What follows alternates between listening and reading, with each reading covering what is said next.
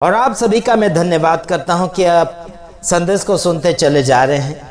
लगातार संसार भर में विरोध के ऊपर तो विरोध बढ़ता चला जा रहा है, बल्कि आपके जीवन में भी विरोध हो रहा है। शैतान आपको परमेश्वर के वचन सुनने नहीं दे रहा है। क्यों? क्योंकि हम छोटे छोटे वीडियो बनाने के बावजूद भी आप उनके साथ समय नहीं बिता रहे, यानी कि 5-10 मिनट या 15 मिनट का वीडियो आपके सामने हम लेकर चले आ रहे हैं, है ना।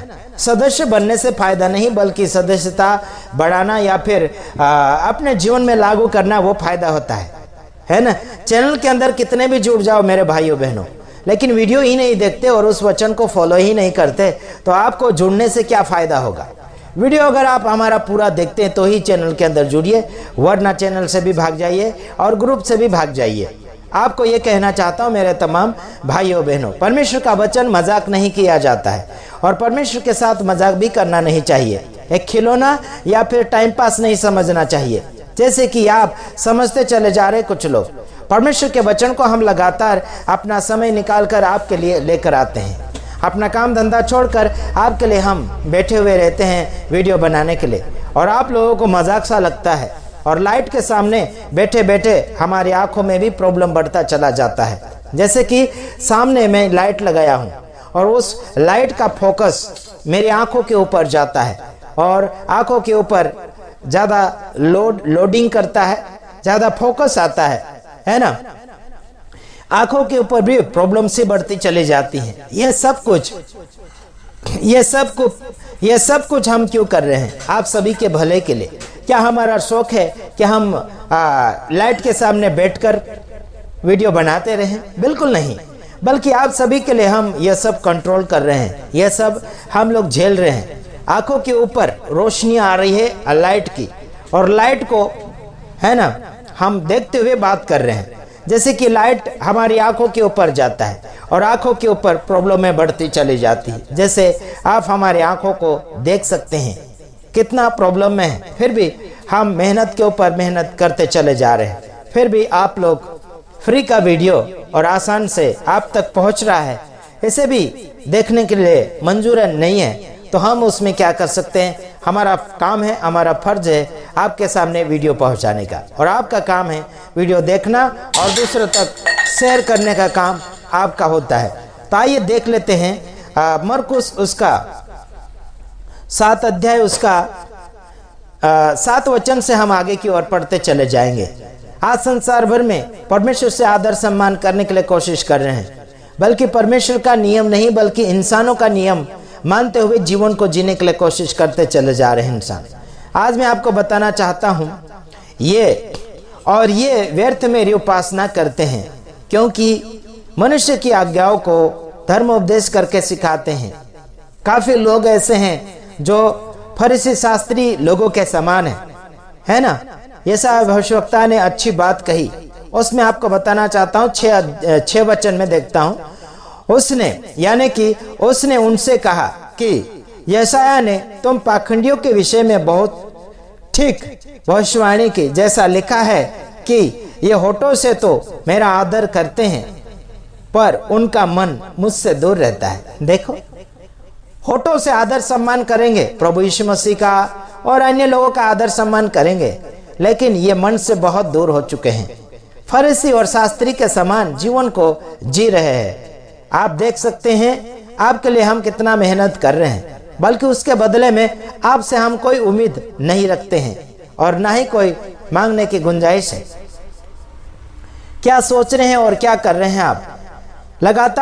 हम लगातार अपने अंदर से जो बातें बोल रहे हैं आप सभी के लिए भले के लिए कर रहे हैं। आगे लिखा है कि ये धर्म उपदेश को मानते हैं, यानी कि मनुष्य का जो नियम बनाया हुआ रहता है, कोई स्वच्छता का हो गया, कोई नियम का हो गया, कोई धार्मिक हो गया, है ना।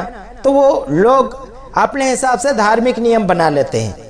तो मनुष्य के नियम को, स्वच्छता के नियम को, लीडरों के नियम को ये लोग परमेश्वर के नियम से बढ़कर उसको आदर सम्मान करते हैं और किया जा रहा है।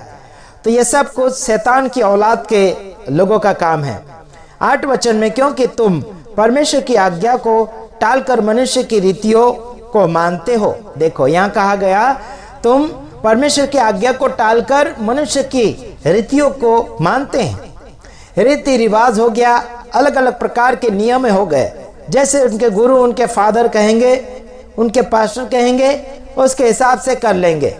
ऐसा बिल्कुल नहीं करना चाहिए, क्योंकि ये होठों से आदर करने वाले केवल यीशु मसीह को यीशु यीशु करेंगे, लेकिन इनके सेवक सेविका का हुक्म मान लेंगे। उनका गुरु, उनका चेला या फिर जो भी उनका साथ में उनकी कम्युनिटी में जुड़े हुए, उनकी बातों को फॉलो करते हुए आगे की ओर बढ़ते चले जाएंगे। आपको मैं बताना चाहता हूं, अगला वचन बोलकर कुछ बातें आपके सामने फरमाना चाहता हूं। और उसने उनसे कहा, तुम अपनी रीतियों को मानने के लिए परमेश्वर यानी परमेश्वर की आज्ञा कैसी अच्छी तरह टाल देते हो। समझ में आया कि नहीं आया? मनुष्य की आज्ञा यानी कि मनुष्य की रीतियों को मानने के लिए परमेश्वर की आज्ञा को अच्छी रीति से टाल देते हैं, मतलब पूरी रीति से दूर कर देते हैं, साफ सुथरा कर देते हैं। परमेश्वर की आज्ञा को, परमेश्वर के हुक्म को पूरी रीति से टाल देते हैं और मनुष्य की आज्ञा को पूरी रीति से मान लेते हैं। इसका मतलब क्या हो गया मेरे भाइयों बहनों? आज संसार में लोगों के भगवान, लोगों के ईश्वर कौन बन चुके हैं? इनके गुरु, इनके धार्मिक पंडित, इनके धार्मिक जो भी शास्त्रों को पढ़ते हैं, उनके मालिक, उनके गुरु और इनके ईश्वर वही बन चुके हैं, उनके जो टीचर है। देखिए, किसी का टीचर बनते हैं उसमें कोई खोट नहीं है या गलत नहीं है, लेकिन उसमें भगवान का दर्जा देते हैं, ये गलत है। ईश्वर के जगह कोई भी इंसान नहीं ले सकता और हो भी नहीं सकता। इसी में आप सबका भला होगा मेरे भाइयों बहनों। जीवन की रैली जो चल रहे हैं, आप संभल संभल के चलो, वरना आगे परमेश्वर रैली में मिल जाएगा तो तुम्हारी रैलियों का मोड़ ही कहीं और चला जाएगा। इसलिए सावधानी इस्तेमाल कर लीजिएगा, इसी में आप सबका भला होगा, वरना आगे की ओर धोखा खाते चले जाओगे। मैं आशा करता हूं कि आप सुधरने के लिए कोशिश करेंगे।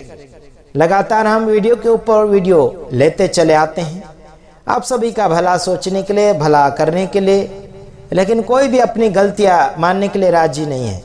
कई लोगों को मैंने बोला प्रभु के सामने घुटना टेको, या फिर जिनके साथ आपने दगाबाजी की है, झूठ मूठ का कुछ बढ़ावा चढ़ावा करने के लिए कोशिश की है, माफी मांग लीजिएगा, तब भी जाके आपको अच्छा गिना जाएगा, वरना गलत के ऊपर गलत माने जाओगे। ओके, समझो, सुधरो, आगे बढ़ो। प्रभु आप सबको आशीषित करे। आमीन।